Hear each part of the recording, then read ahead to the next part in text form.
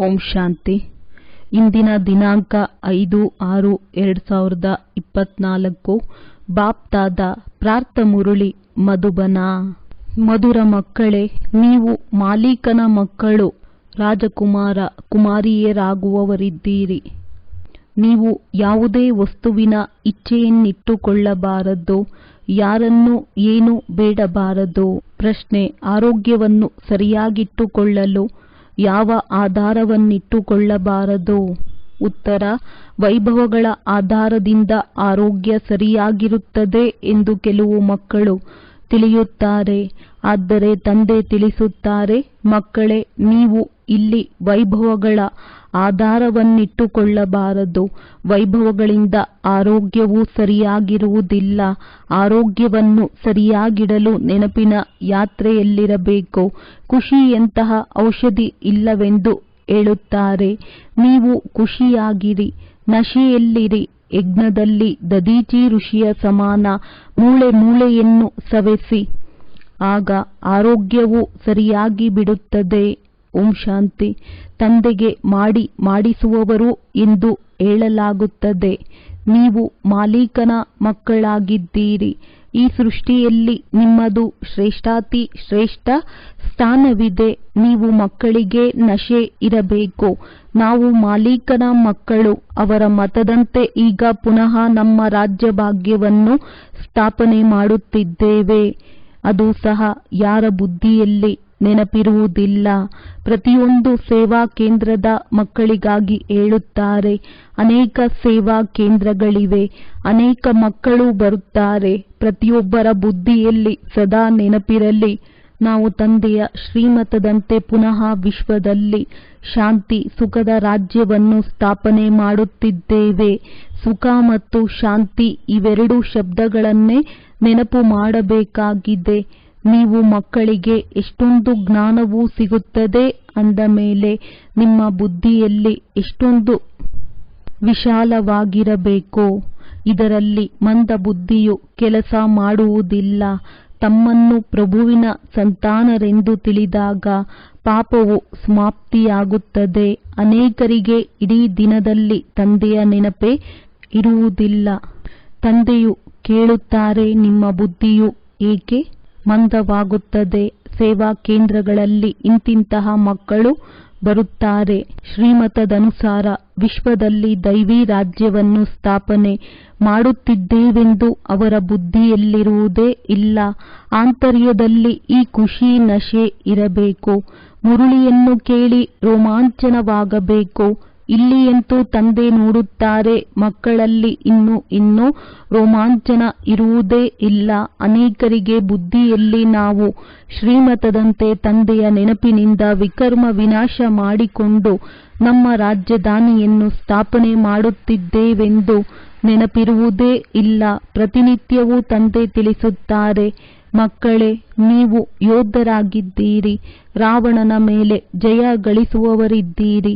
ತಂದೆಯು ನಿಮ್ಮನ್ನು ಯೋಗ್ಯರನ್ನಾಗಿ ಮಾಡುತ್ತಾರೆ. ಆದರೆ ಮಕ್ಕಳಿಗೆ ಇಷ್ಟೊಂದು ನಶೆ ಹಾಗೂ ಖುಷಿ ಇರುವುದೇ ಇಲ್ಲ. ಯಾವುದೇ ವಸ್ತು ಸಿಗಲಿಲ್ಲವೆಂದರೆ ಮುನಿಸಿಕೊಳ್ಳುತ್ತಾರೆ. ಮಕ್ಕಳ ಸ್ಥಿತಿಯನ್ನು ನೋಡಿ ತಂದೆಗೆ ಆಶ್ಚರ್ಯವೆನಿಸುತ್ತದೆ. ಮಾಯೆಯ ಜಂಜಾಟದಲ್ಲಿ ಸಿಕ್ಕಿಕೊಳ್ಳುತ್ತಾರೆ.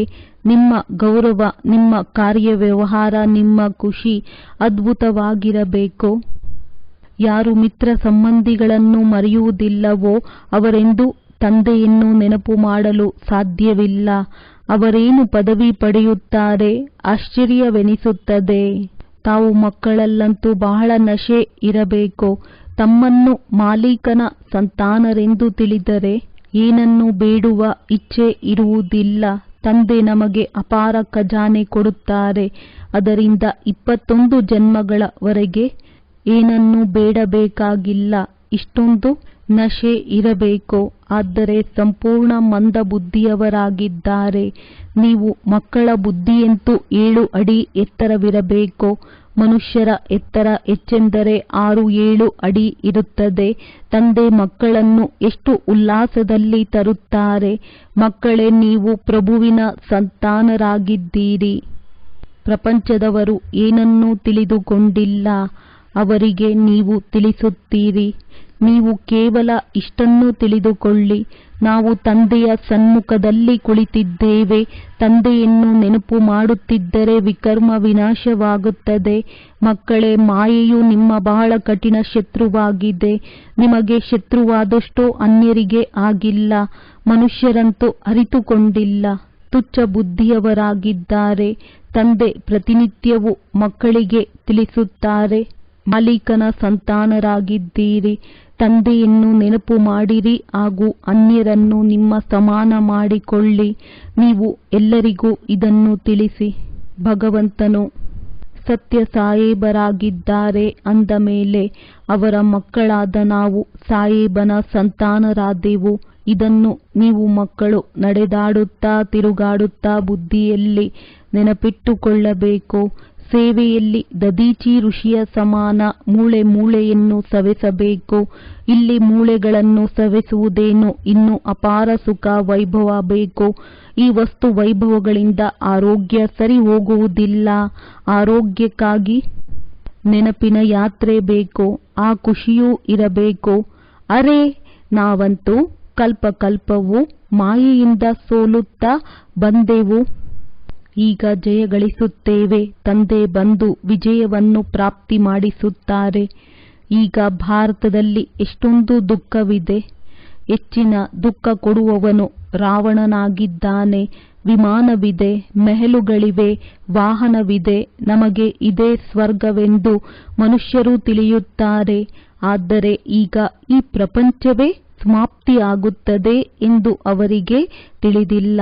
ಲಕ್ಷಾಂತರ ಕೋಟ್ಯಾಂತರ ರೂಪಾಯಿಗಳನ್ನು ಖರ್ಚು ಮಾಡುತ್ತಾರೆ. ಅಣೆಕಟ್ಟು ಮೊದಲಾದುದನ್ನು ಕಟ್ಟಿಸುತ್ತಾರೆ. ಎಷ್ಟೊಂದು ಯುದ್ಧದ ಸಾಮಾನುಗಳನ್ನು ಖರೀದಿಸುತ್ತಾರೆ. ಇವು ಪರಸ್ಪರ ಸಮಾಪ್ತಿ ಮಾಡುವಂತಹದ್ದಾಗಿದೆ. ದಣಿ ಇಲ್ಲದವರಾಗಿದ್ದಾರೆ. ಎಷ್ಟು ಜಗಳ ಕಲಹ ಮಾಡುತ್ತಾರೆ, ಮಾತೇ ಕೇಳಬೇಡಿ. ಎಷ್ಟು ಕೊಳಕಾಗಿದೆ. ಇದಕ್ಕೆ ನರಕವೆಂದು ಹೇಳುತ್ತಾರೆ. ಸ್ವರ್ಗದ ಮಹಿಮೆ ಎಷ್ಟಿದೆ. ಬಡೋದಾ ಮಹಾರಾಣಿಯನ್ನು ಕೇಳಿ, ಮಹಾರಾಜ ಎಲ್ಲಿಗೆ ಹೋದರು, ಸ್ವರ್ಗವಾಸಿ ಆದರು ಎಂದು ಹೇಳುತ್ತಾರೆ. ಯಾವುದಕ್ಕೆ ಸ್ವರ್ಗ ಎಂದು ಹೇಳುತ್ತಾರೆ ಎನ್ನುವುದು ಗೊತ್ತಿಲ್ಲ. ಎಷ್ಟು ಘೋರ ಅಂಧಕಾರವಿದೆ. ನೀವು ಸಹ ಘೋರ ಅಂಧಕಾರದಲ್ಲಿದ್ದೀರಿ. ಈಗ ನಿಮಗೆ ಈಶ್ವರಿಯ ಬುದ್ಧಿಯನ್ನು ಕೊಡುತ್ತೇನೆ. ತಮ್ಮನ್ನು ಈಶ್ವರಿಯ ಸಂತಾನ, ಮಾಲೀಕನ ಮಕ್ಕಳೆಂದು ತಿಳಿಯಿರಿ. ಸಾಹೇಬ ತಂದೆಯು ರಾಜಕುಮಾರ, ರಾಜಕುಮಾರಿ ಮಾಡಲು ಓದಿಸುತ್ತಿದ್ದಾರೆ. ತಂದೆಯು ಗಾದೆ ಮಾತನ್ನು ತಿಳಿಸುತ್ತಾರೆ. ಕುರಿಗಳಿಗೇನು ತಿಳಿಯುತ್ತದೆ? ಈಗ ನೀವು ತಿಳಿಯುತ್ತೀರಿ. ಮನುಷ್ಯರೆಲ್ಲರೂ ಕುರಿ ಮೇಕೆಗಳ ತರಹ ಇದ್ದಾರೆ. ಏನನ್ನೂ ತಿಳಿದುಕೊಂಡಿಲ್ಲ. ಕುಳಿತು ಏನೋ ಉಪಮೆ ಮಾಡುತ್ತಾರೆ. ನಿಮ್ಮ ಬುದ್ಧಿಯಲ್ಲಿ ಆದಿ ಮಧ್ಯ ಅಂತ್ಯದ ರಹಸ್ಯವಿದೆ. ನಾವು ವಿಶ್ವದಲ್ಲಿ ಸುಖ ಶಾಂತಿಯನ್ನು ಸ್ಥಾಪನೆ ಮಾಡುತ್ತಿದ್ದೇವೆಂದು ಬಹಳ ಚೆನ್ನಾಗಿ ನೆನಪು ಮಾಡಿ. ಇದರಲ್ಲಿ ಯಾರು ಸಹಯೋಗಿಗಳಾಗುವರೋ ಅವರೇ ಶ್ರೇಷ್ಠ ಪದವಿ ಪಡೆಯುತ್ತಾರೆ. ಯಾರ್ಯಾರು ಸಹಯೋಗಿಗಳಾಗುತ್ತಾರೆ ಎನ್ನುವುದನ್ನು ನೀವು ನೋಡುತ್ತೀರಿ. ಪ್ರತಿಯೊಬ್ಬರೂ ನಿಮ್ಮನ್ನು ನೀವು ಕೇಳಿಕೊಳ್ಳಿ, ನಾನೇನು ಮಾಡುತ್ತಿದ್ದೇನೆ? ನಾನು ಕುರಿ ಮೇಕೆ ಅಂತೂ ಅಲ್ಲ ತಾನೆ. ನೋಡಿ, ಮನುಷ್ಯರಲ್ಲಿ ಎಷ್ಟು ಅಹಂಕಾರ ಇರುತ್ತದೆ. ಗುರ್ಗುರ್ ಎನ್ನುತ್ತಾರೆ. ನಿಮಗೆ ತಂದೆಯ ನೆನಪು ಇರಬೇಕು. ಸೇವೆಯಲ್ಲಿ ಮೂಳೆಗಳನ್ನು ಸವೆಸಬೇಕು. ಯಾರನ್ನು ಬೇಸರ ಪಡಿಸಬಾರದು. ನೀವು ಆಗಬಾರದು ಮತ್ತು ಅಹಂಕಾರವು ಬರಬಾರದು. ನಾವಿದನ್ನು ಮಾಡುತ್ತೇವೆ. ನಾವು ಬುದ್ಧಿವಂತರಾಗಿದ್ದೇವೆ. ಈ ಸಂಕಲ್ಪ ಬರುವುದು ದೇಹಾಭಿಮಾನವಾಗಿದೆ. ಅವರ ಚಲನೆಯೇ ಈ ರೀತಿ ಆಗಿಬಿಡುತ್ತದೆ. ನಾಚಿಕೆಯಾಗುತ್ತದೆ. ಇಲ್ಲವಾದರೆ ನಿಮ್ಮಂತಹ ಸುಖ ಬೇರೆ ಯಾರಿಗೂ ಇರಲು ಸಾಧ್ಯವಿಲ್ಲ. ಬುದ್ಧಿಯಲ್ಲಿ ನೆನಪಿದ್ದರೆ ನೀವು ಬಹಳ ಒಳೆಯುತ್ತಿರುತ್ತೀರಿ. ಸೇವಾ ಕೇಂದ್ರಗಳಲ್ಲಿ ಕೆಲವರು ಒಳ್ಳೆಯ ಮಹಾರಥಿಗಳು, ಕೆಲವರು ಕುದುರೆ ಸವಾರರು ಹಾಗೂ ಕಾಲಾಳುಗಳು ಇದ್ದಾರೆ. ಇದರಲ್ಲಿ ಬಹಳ ವಿಶಾಲ ಬುದ್ಧಿ ಬೇಕು. ಎಂತೆಂತಹ ಬ್ರಾಹ್ಮಣಿಯರಿದ್ದಾರೆ. ಕೆಲವು ಬ್ರಾಹ್ಮಣಿಯರು ಬಹಳ ಸಹಯೋಗಿಗಳಾಗಿದ್ದಾರೆ. ಸೇವೆಯಲ್ಲಿ ಎಷ್ಟು ಖುಷಿ ಇರುತ್ತದೆ. ನಿಮಗೆ ನಶೆ ಇರಬೇಕು. ಸೇವೆ ಮಾಡದಿದ್ದರೆ ಯಾವ ಪದವಿ ಪಡೆಯುತ್ತೀರಿ? ತಂದೆ ತಾಯಿಗೆ ಮಕ್ಕಳ ಪ್ರತಿ ಗೌರವವಿರುತ್ತದೆ. ಆದರೆ ಅವರು ಮಕ್ಕಳು ತಮಗೆ ತಾವೇ ಗೌರವವನ್ನಿಟ್ಟುಕೊಳ್ಳುವುದಿಲ್ಲವಾದರೆ ಅದಕ್ಕೆ ತಂದೆ ಏನು ಹೇಳುತ್ತಾರೆ? ನೀವು ಮಕ್ಕಳು ಬಹಳ ಸರಳವಾಗಿ ತಂದೆಯ ಸಂದೇಶ ಎಲ್ಲರಿಗೂ ಕೊಡಬೇಕು. ತಿಳಿಸಿ. ತಂದೆ ಹೇಳುತ್ತಾರೆ, ಮನ್ಮನಾಭವ, ಗೀತೆಯಲ್ಲಿ ಹಿಟ್ಟಿನಲ್ಲಿ ಉಪ್ಪಿನಷ್ಟು ಕೆಲವು ಶಬ್ದಗಳು ಸತ್ಯವಾಗಿವೆ. ಈ ಪ್ರಪಂಚವು ಎಷ್ಟು ದೊಡ್ಡದಾಗಿದೆ. ಅನೇಕ ಮನುಷ್ಯರಿದ್ದಾರೆ. ಆದರೆ ಕೊನೆಗೆ ಇವರ್ಯಾರೂ ಇರುವುದಿಲ್ಲ. ಯಾವುದೇ ಖಂಡದ ಹೆಸರು ಗುರುತು ಇರುವುದಿಲ್ಲ. ನಾವು ಸ್ವರ್ಗದ ಮಾಲೀಕರಾಗುತ್ತೇವೆ. ಹಗಲು ರಾತ್ರಿ ಈ ಖುಷಿ ಇರಬೇಕು. ಜ್ಞಾನವಂತೂ ಬಹಳ ಸಹಜವಾಗಿದೆ. ಇದನ್ನು ತಿಳಿಸಿ ಕೊಡುವವರೂ ಸಹ ಬಹಳ ರಮಣೀಕರಾಗಿರಬೇಕು. ಅನೇಕ ಪ್ರಕಾರದ ಯುಕ್ತಿಗಳಿವೆ. ತಂದೆಯು ತಿಳಿಸುತ್ತಾರೆ, ನಾನು ನಿಮ್ಮನ್ನು ಬಹಳ ಕುಶಲತೆಯುಳ್ಳವರನ್ನಾಗಿ ಮಾಡುತ್ತೇನೆ ಅಂದಾಗ ಮಕ್ಕಳ ಬುದ್ಧಿಯಲ್ಲಿ ನೆನಪಿರಬೇಕು, ಓಹೋ, ಬೇಹಿದ್ದಿನ ತಂದೆಯು ನಮಗೆ ಸಲಹೆ ಕೊಡುತ್ತಾರೆ, ನೀಡುತ್ತಾರೆ. ನೀವು ಧಾರಣೆ ಮಾಡಿ ಅನ್ಯರಿಗೂ ತಂದೆಯ ಪರಿಚಯ ಕೊಡುತ್ತೀರಿ. ನಿಮ್ಮ ಹೊರತು ಇಡೀ ಪ್ರಪಂಚದವರೆಲ್ಲರೂ ನಾಸ್ತಿಕರಾಗಿದ್ದಾರೆ. ನಿಮ್ಮಲ್ಲಿಯೂ ನಂಬರ್ ವಾರ್ ಇದ್ದಾರೆ. ಕೆಲವರು ನಾಸ್ತಿಕರೂ ಇದ್ದಾರಲ್ಲವೇ? ತಂದೆಯನ್ನು ನೆನಪೇ ಮಾಡುವುದಿಲ್ಲ. ಬಾಬಾ ನಮಗೆ ನೆನಪು ಮರೆತು ಹೋಗುತ್ತದೆ ಎಂದು ತಾವೇ ಹೇಳುತ್ತಾರೆ. ಅಂದ ಮೇಲೆ ನಾಸ್ತಿಕರಾದರಲ್ಲವೇ? ಇಂತಹ ತಂದೆ ಯಾರು ಮಾಲೀಕರ ಮಕ್ಕಳನ್ನಾಗಿ ಮಾಡುತ್ತಾರೆ ಅವರ ನೆನಪೇ ಬರುವುದಿಲ್ಲವೇ? ಇದನ್ನು ತಿಳಿದುಕೊಳ್ಳುವವರಲ್ಲಿಯೂ ಬಹಳ ವಿಶಾಲ ಬುದ್ಧಿಯೂ ಬೇಕು. ತಂದೆ ತಿಳಿಸುತ್ತಾರೆ, ನಾನು ಪ್ರತಿ 5000 ವರ್ಷಗಳ ನಂತರ ಬರುತ್ತೇನೆ. ನಿಮ್ಮ ಮೂಲಕವೇ ಕಾರ್ಯ ಮಾಡಿಸುತ್ತೇನೆ. ನೀವು ಎಷ್ಟು ಒಳ್ಳೆಯ ಹೂವಾಗಿದ್ದೀರಿ. ಒಂದೇ ಮಾತರಂ ಎಂದು ನಿಮ್ಮ ಗಾಯನವಿದೆ. ನೀವೇ ಪೂಜ್ಯರಾಗಿದ್ದೀರಿ. ಈಗ ಪೂಜಾರಿಗಳಾಗಿರುವಿರಿ. ಈಗ ಶ್ರೀಮತದನುಸಾರ ಪುನಃ ಪೂಜ್ಯರಾಗುತ್ತೀರಿ. ಅಂದ ಮೇಲೆ ನೀವು ಮಕ್ಕಳು ಬಹಳ ಶಾಂತಿಯಿಂದ ಸೇವೆ ಮಾಡಬೇಕು. ನೀವು ಅಶಾಂತರಾಗಬಾರದು. ಯಾರ ಪ್ರತಿ ನರನಾಡಿಗಳಲ್ಲಿ ಭೂತ ತುಂಬಿದೆಯೋ ಅವರೇನು ಪದವಿ ಪಡೆಯುತ್ತಾರೆ? ಲೋಭವು ಬಹಳ ದೊಡ್ಡ ಭೂತವಾಗಿದೆ. ಪ್ರತಿಯೊಬ್ಬರ ನಡವಳಿಕೆ ಹೇಗಿದೆ ಎಂದು ತಂದೆಯು ನೋಡುತ್ತಿರುತ್ತಾರೆ. ತಂದೆಯು ಎಷ್ಟು ನಶೆ ಏರಿಸುತ್ತಾರೆ. ಆದರೆ ಕೆಲವರು ಏನೂ ಸೇವೆ ಮಾಡುವುದಿಲ್ಲ. ಕೇವಲ ತಿನ್ನುತ್ತಾ ಕುಡಿಯುತ್ತಾ ಇದ್ದರೆ ನಂತರ ಅವರು 21 ಜನ್ಮಗಳ ಕಾಲ ಸೇವೆ ಮಾಡಬೇಕಾಗುತ್ತದೆ. ದಾಸದಾಸಿಯರಂತೂ ಆಗುತ್ತಾರಲ್ಲವೇ? ಅಂತ್ಯದಲ್ಲಿ ಎಲ್ಲರಿಗೂ ಸಾಕ್ಷಾತ್ಕಾರ ಆಗುವುದು. ಸೇವಾದಾರಿ ಮಕ್ಕಳು ತಂದೆಯ ಹೃದಯವನ್ನೇರುತ್ತಾರೆ. ಅನ್ಯ ಆತ್ಮಗಳನ್ನು ಅಮರ ಲೋಕವಾಸಿಗಳನ್ನಾಗಿ ಮಾಡುವುದೇ ನಿಮ್ಮ ಸೇವೆಯಾಗಿದೆ. ಧಾರಣೆ ಮಾಡಿ ಎಂದು ತಂದೆಯು ಎಷ್ಟು ಧೈರ್ಯ ಕೊಡುತ್ತಾರೆ. ದೇಹಾಭಿಮಾನಿಗಳಿಗೆ ಧಾರಣೆ ಆಗಲು ಸಾಧ್ಯವಿಲ್ಲ.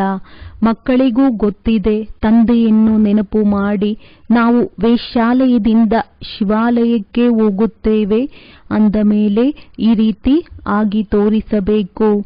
ತಂದೆ ಪತ್ರಗಳಲ್ಲಿ ಬರೆಯುತ್ತಾರೆ, ಮುದ್ದಾದ ಆತ್ಮೀಯ ಮಾಲೀಕನ ಮಕ್ಕಳೇ, ಈಗ ಶ್ರೀಮತದಂತೆ ನಡೆಯಿರಿ. ಶ್ರೀಮತದಂತೆ ನಡೆದು ಮಹಾರಥಿಗಳಾದರೆ ಅವಶ್ಯವಾಗಿ ರಾಜಕುಮಾರ ಕುಮಾರಿಯಾಗುತ್ತೀರಿ. ನಿಮ್ಮ ಗುರಿ ಉದ್ದೇಶವೂ ಇದೇ ಆಗಿದೆ. ಒಬ್ಬ ಸತ್ಯ ತಂದೆಯು ನಿಮಗೆ ಎಲ್ಲ ಮಾತುಗಳನ್ನು ಬಹಳ ಚೆನ್ನಾಗಿ ತಿಳಿಸುತ್ತಾರೆ. ಸೇವೆ ಮಾಡಿ ಅನ್ಯರ ಕಲ್ಯಾಣವನ್ನು ಮಾಡಿರಿ. ಯೋಗ ಬಲವಿಲ್ಲದಿದ್ದರೆ ಅದು ಬೇಕು ಇದು ಬೇಕು ಎಂಬ ಇಚ್ಛೆಗಳು ಉತ್ಪನ್ನವಾಗುತ್ತವೆ. ಆ ಖುಷಿ ಇರುವುದಿಲ್ಲ. ಖುಷಿಯಂತಹ ಔಷಧಿ ಇಲ್ಲವೆಂದು ಹೇಳುತ್ತಾರೆ. ಮಾಲೀಕನ ಸಂತಾನರಿಗೆ ಬಹಳ ಖುಷಿ ಇರಬೇಕು. ಅದು ಇಲ್ಲದಿದ್ದರೆ ಅನೇಕ ಪ್ರಕಾರದ ಮಾತುಗಳು ಬರುತ್ತವೆ. ಅರೆ, ತಂದೆಯು ವಿಶ್ವದ ರಾಜ್ಯ ಭಾಗ್ಯವನ್ನು ಕೊಡುತ್ತಾರೆ ಎಂದ ಮೇಲೆ ಮತ್ತೇನು ಬೇಕು? ಪ್ರತಿಯೊಬ್ಬರೂ ತಮ್ಮ ಹೃದಯವನ್ನು ಕೇಳಿಕೊಳ್ಳಿ. ಇಷ್ಟೊಂದು ಮಧುರ ತಂದೆಗೆ ಯಾವ ಸೇವೆ ಮಾಡುತ್ತೇವೆ? ತಂದೆ ತಿಳಿಸುತ್ತಾರೆ, ಮಕ್ಕಳೇ, ಎಲ್ಲರಿಗೂ ಸಂದೇಶ ಕೊಡುತ್ತಾ ಹೋಗಿ. ಪರಮಾತ್ಮ ಬಂದಿದ್ದಾರೆ. ವಾಸ್ತವದಲ್ಲಿ ನೀವೆಲ್ಲರೂ ಸಹೋದರರಾಗಿದ್ದೀರಿ. ಬಲೆ ಹೇಳುತ್ತಾರೆ, ನಾವೆಲ್ಲರೂ ಸಹೋದರರಿಗೆ ಸಹಯೋಗ ಕೊಡಬೇಕು. ಈ ವಿಚಾರದಿಂದ ಸಹೋದರರು ಎಂದು ಹೇಳುತ್ತಾರೆ. ಇಲ್ಲಿ ನೀವು ಒಬ್ಬ ತಂದೆಯ ಮಕ್ಕಳು, ಸಹೋದರರಾಗಿದ್ದೀರಿ. ತಂದೆಯು ಸ್ವರ್ಗದ ಸ್ಥಾಪನೆ ಮಾಡುವವರಾಗಿದ್ದಾರೆ. ಮಕ್ಕಳ ಮೂಲಕ ಸ್ವರ್ಗವನ್ನಾಗಿ ಮಾಡುತ್ತಾರೆ. ಸೇವೆಯ ಅನೇಕ ಯುಕ್ತಿಗಳನ್ನು ತಿಳಿಸುತ್ತಾರೆ. ಮಿತ್ರ ಸಂಬಂಧಿಗಳಿಗೂ ಸಹ ತಿಳಿಸಬೇಕಾಗಿದೆ. ನೋಡಿ, ಮಕ್ಕಳು ವಿದೇಶದಲ್ಲಿಯೂ ಕೂಡ ಸೇವೆ ಮಾಡುತ್ತಿದ್ದಾರೆ. ಪ್ರತಿದಿನ ಆಪತ್ತುಗಳನ್ನು ನೋಡಿ ಮನುಷ್ಯರು ತಿಳಿಯುತ್ತಾರೆ. ಸಾಯುವುದಕ್ಕೆ ಮೊದಲು ಆಸ್ತಿಯನ್ನಾದರೂ ಪಡೆಯೋಣ. ಮಕ್ಕಳು ತಮ್ಮ ಮಿತ್ರ ಸಂಬಂಧಿಗಳನ್ನೂ ಸಹ ಮೇಲೆತ್ತುತ್ತಿದ್ದಾರೆ. ಪವಿತ್ರರಾಗಿಯೂ ಇರುತ್ತಾರೆ. ಬಾಕಿ ನಿರಂತರ ಸಹೋದರತ್ವದ ಸ್ಥಿತಿ ಇರುವುದರಲ್ಲಿ ಪರಿಶ್ರಮವಿದೆ.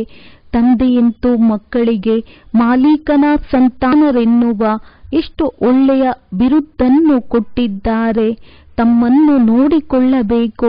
ಸೇವೆ ಮಾಡಲಿಲ್ಲವೆಂದರೆ ನಾವು ಏನಾಗುತ್ತೇವೆ? ಒಂದು ವೇಳೆ ಜಮಾ ಮಾಡಿಕೊಂಡದ್ದು ತಿನ್ನುತ್ತಾ ಸಮಾಪ್ತಿ ಮಾಡಿದರೆ ಇನ್ನೂ ಅವರ ಲೆಕ್ಕದ ಖಾತೆ ಏರುತ್ತಾ ಹೋಗುತ್ತದೆ. ಸೇವೆ ಮಾಡುವವರಿಗೆ ನಾವು ಇಷ್ಟು ಕೊಟ್ಟೆವು ಎನ್ನುವ ಸಂಕಲ್ಪ ಎಂದು ಬರಬಾರದು. ಏಕೆಂದರೆ ಅದರಿಂದ ಎಲ್ಲರ ಪಾಲನೆಯಾಗುತ್ತದೆ. ಆದ್ದರಿಂದ ಸಹಯೋಗ ನೀಡುವವರ ಆತಿಥ್ಯವನ್ನು ಮಾಡಲಾಗುತ್ತದೆ. ಅವರು ತಿನ್ನಿಸುವವರಾಗಿದ್ದಾರೆಂದು ತಿಳಿಸಬೇಕು. ಆತ್ಮಿಕ ಮಕ್ಕಳು ನಿಮಗೆ ತಿನ್ನಿಸುತ್ತಾರೆ. ನೀವು ಅವರ ಸೇವೆ ಮಾಡಿದರೆ ಅದು ದೊಡ್ಡ ಪುಣ್ಯವಾಗುತ್ತದೆ. ಮನಸ ವಾಚ ಕರ್ಮಣ ಅವರ ಸೇವೆಯನ್ನೇ ಮಾಡುವುದಿಲ್ಲವೆಂದರೆ ಆ ಖುಷಿಯು ಹೇಗೆ ಇರಲು ಸಾಧ್ಯ? ಶಿವ ತಂದೆಯನ್ನು ನೆನಪು ಮಾಡಿ ಭೋಜನ ತಯಾರಿಸಿದರೆ ಅದರ ಶಕ್ತಿಯೂ ಸಿಗುತ್ತದೆ. ಹೃದಯವನ್ನು ಕೇಳಿಕೊಳ್ಳಬೇಕು. ನಾವು ಎಲ್ಲರನ್ನೂ ಖುಷಿ ಪಡಿಸುತ್ತಿದ್ದೇವೆಯೇ? ಮಹಾರಥಿ ಮಕ್ಕಳು ಎಷ್ಟೊಂದು ಸೇವೆ ಮಾಡುತ್ತಾರೆ. ತಂದೆಯು ರೆಕ್ಸಿನ್ ಮೇಲೆ ಚಿತ್ರ ಮಾಡಿಸುತ್ತಿದ್ದಾರೆ. ಈ ಚಿತ್ರಗಳು ಎಂದೂ ಅರಿಯುವುದಿಲ್ಲ. ಇದಕ್ಕಾಗಿ ಮಕ್ಕಳು ತಾವೇ ಸೇವೆಗಾಗಿ ಹಣ ಕಳುಹಿಸುತ್ತಾರೆ. ಇಲ್ಲವಾದರೆ ಶಿವಬಾಬಾ ಎಲ್ಲಿಂದ ತರುವರು? ಈ ಎಲ್ಲ ಸೇವಾ ಕೇಂದ್ರಗಳು ಹೇಗೆ ನಡೆಯುತ್ತವೆ? ಮಕ್ಕಳೇ ನಡೆಸುತ್ತಾರಲ್ಲವೇ? ಶಿವ ತಂದೆಯೂ ತಿಳಿಸುತ್ತಾರೆ, ನನ್ನ ಬಳಿ ಒಂದು ಕವಡೆಯೂ ಇಲ್ಲ. ಮುಂದೆ ಹೋದಂತೆ ನಿಮ್ಮ ಬಳಿ ತಾವೇ ಬಂದು ಹೇಳುತ್ತಾರೆ, ನಮ್ಮ ಮನೆಯನ್ನು ನೀವು ಉಪಯೋಗ ಮಾಡಿರಿ. ಆಗ ಬಹಳ ತಡವಾಯಿತು ಎಂದು ನೀವು ಹೇಳುತ್ತೀರಿ. ತಂದೆಯು ಬಡವರ ಬಂಧುವಾಗಿದ್ದಾರೆ. ಬಡವರ ಬಳಿ ಎಲ್ಲಿಂದ ಬರುತ್ತದೆ? ಕೆಲವರಂತೂ ಕೋಟ್ಯಾಧಿಪತಿ ಪದಮಾಪತಿಗಳಿದ್ದಾರೆ. ಅವರಿಗೆ ಇಲ್ಲಿಯೇ ಸ್ವರ್ಗವಿದೆ. ಇದು ಮಾಯೆಯ ಆಡಂಬರವಾಗಿದೆ. ಅದರ ಪತನವಾಗುತ್ತಿದೆ. ತಂದೆಯು ತಿಳಿಸುತ್ತಾರೆ, ನೀವು ಮೊದಲು ಮಾಲೀಕನ ಸಂತಾನರಾಗಿದ್ದೀರಿ. ನಂತರ ನೀವೇ ಹೋಗಿ ರಾಜಕುಮಾರರಾಗುತ್ತೀರಿ. ಆದರೆ ಇಷ್ಟೊಂದು ಸೇವೆ ಮಾಡಿ ತೋರಿಸಿ ಬಹಳ ಖುಷಿಯಲ್ಲಿರಬೇಕು. ನಾವು ಪ್ರಭುವಿನ ಸಂತಾನರಾಗಿದ್ದೇವೆ. ಪುನಃ ನಾವೇ ರಾಜಕುಮಾರರಾಗುತ್ತೇವೆ. ಯಾವಾಗ ಅನೇಕರ ಸೇವೆ ಮಾಡುತ್ತೀರೋ ಆಗ ರಾಜಕುಮಾರರಾಗುತ್ತೀರಿ. ಅಂದಾಗ ಎಷ್ಟು ಖುಷಿ ನಶೆ ಇರಬೇಕು. ಒಳ್ಳೆಯದು. ಮಧುರಾತಿ ಮಧುರ ಅಗಲಿ ಮರಳಿ ಸಿಕ್ಕಿರುವಂತಹ ಮಕ್ಕಳಿಗೆ ಪ್ರೀತಿಯ ಮಾತ್ಪಿತಾ ಬಾಪ್ತಾದರವರ ನೆನಪು, ಪ್ರೀತಿ ಹಾಗೂ ಸುಪ್ರಭಾತ. ಆತ್ಮೀಯ ಮಕ್ಕಳಿಗೆ ಆತ್ಮೀಯ ತಂದೆಯ ನಮಸ್ತೆ. ಧಾರಣೆಗಾಗಿ ಮುಖ್ಯ ಸಾರ. ಎಂದು ಯಾರಿಗೂ ಬೇಸರ ಪಡಿಸಲೂಬಾರದು, ಬೇಸರವಾಗಲೂಬಾರದು. ತಮ್ಮ ಬುದ್ಧಿವಂತಿಕೆಯ ಅಥವಾ ಸೇವೆ ಮಾಡುವ ಅಹಂಕಾರ ತೋರಿಸಬಾರದು. ಹೇಗೆ ತಂದೆಯು ಮಕ್ಕಳಿಗೆ ಗೌರವ ಕೊಡುತ್ತಾರೆ, ಹಾಗೆಯೇ ತಾವೇ ತಮ್ಮ ಗೌರವವನ್ನಿಟ್ಟುಕೊಳ್ಳಬೇಕು. ಯೋಗ ಬಲದಿಂದ ತಮ್ಮ ಎಲ್ಲ ಇಚ್ಛೆಗಳನ್ನು ಸಮಾಪ್ತಿ ಮಾಡಿಕೊಳ್ಳಬೇಕು. ಸದಾ ಇದೇ ಖುಷಿ ನಶೆಯಲ್ಲಿರಬೇಕು. ನಾವು ಮಾಲೀಕನ ಸಂತಾನರಿಂದ ರಾಜಕುಮಾರರಾಗುತ್ತೇವೆ. ಸದಾ ಶಾಂತಿಯಲ್ಲಿದ್ದು ಸೇವೆ ಮಾಡಬೇಕು. ನರನಾಡಿಯಲ್ಲಿಯೂ ಯಾವ ಭೂತಗಳು ತುಂಬಿವೆಯೋ ಅವುಗಳನ್ನು ತೆಗೆಯಬೇಕು. ವರದಾನ: ಬ್ರಾಹ್ಮಣ ಜೀವನದಲ್ಲಿ ತಂದೆಯ ಮೂಲಕ ಬೆಳಕಿನ ಕಿರೀಟ ಪ್ರಾಪ್ತಿ ಮಾಡಿಕೊಳ್ಳುವಂತಹ ಮಹಾನ್ ಭಾಗ್ಯವಾನ್ ಭವ. ಸಂಗಮಯುಗಿ ಬ್ರಾಹ್ಮಣ ಜೀವನದ ವಿಶೇಷತೆಯಾಗಿದೆ ಪವಿತ್ರತೆ. ಪವಿತ್ರತೆಯ ನಿಶಾನಿ ಬೆಳಕಿನ ಕಿರೀಟವಾಗಿದೆ. ಯಾವುದು ಎಲ್ಲ ಬ್ರಾಹ್ಮಣ ಆತ್ಮಗಳಿಗೆ ತಂದೆಯ ಮೂಲಕ ಪ್ರಾಪ್ತಿಯಾಗುತ್ತದೆ. ಪವಿತ್ರತೆಯ ಬೆಳಕಿನ ಈ ಕಿರೀಟ ಆ ರತ್ನ ಜಡಿತ ಕಿರೀಟಗಳಿಗಿಂತ ಅತಿ ಶ್ರೇಷ್ಠವಾಗಿದೆ. ಪ್ರತಿಯೊಬ್ಬ ಮಕ್ಕಳಿಗೆ ಜನ್ಮದಿಂದ ಪವಿತ್ರ ಭವದ ವರದಾನ ಕೊಡುತ್ತಾರೆ. ಅದರ ಸೂಚಕ ಬೆಳಕಿನ ಕಿರೀಟವಾಗಿದೆ. ಸ್ಲೋಗನ್: ಬೇಹದ್ದಿನ ವೈರಾಗ್ಯ ವೃತ್ತಿಯ ಮೂಲಕ ಇಚ್ಛೆಗಳಿಗೆ ವಶವಾಗಿ ಬೇಸರವಾಗಿರುವ ಆತ್ಮಗಳ ಬೇಸರತೆಯನ್ನು ದೂರ ಮಾಡಿ. ಒಳ್ಳೆಯದು. ಓಂ ಶಾಂತಿ.